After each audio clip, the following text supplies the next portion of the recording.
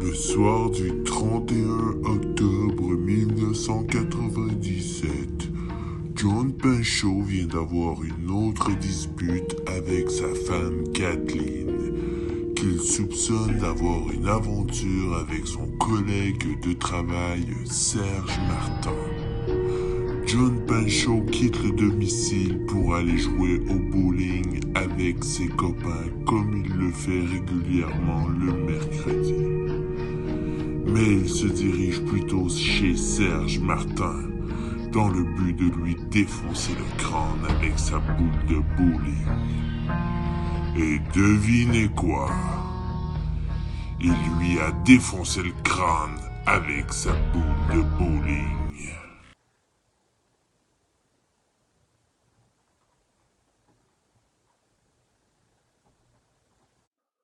On retrouve ici un implosif impulsif, des problèmes conjugaux à la maison, la flamme ne brûle pas comme il le désirait dans son foyer.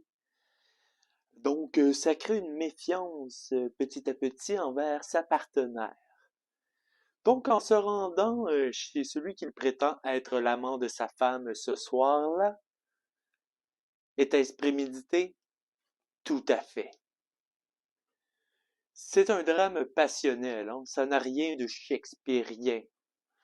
Je crois qu'il a voulu écraser le problème et littéralement, c'est ce qu'il l'a fait, au sens propre figuré. Avant de commettre l'irréparable, John Pinchot a téléphoné à son ami Rocket Rick.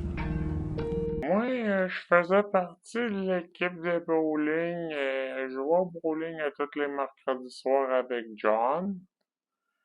Puis, je voyais que ça allait pas trop bien ces temps-ci. Fait qu'à un soir, je me suis à côté de lui, tu sais, puis j'ai dit, ça va, mon John?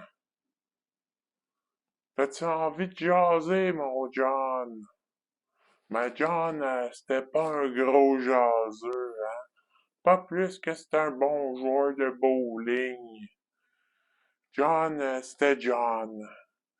C'est sûr qu'on est resté surpris, hein? Un tueur si poche. Mais comme je vous dis, John, c'était pas un gros joueur de quilles, non, non, non. C'est bien la seule et probablement la dernière fois qu'il a réussi un abat dans sa vie.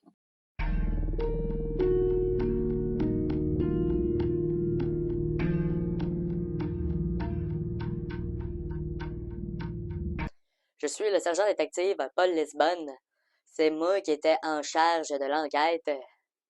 Et voici comment s'est déroulé en fait le rapport préliminaire de mon enquête.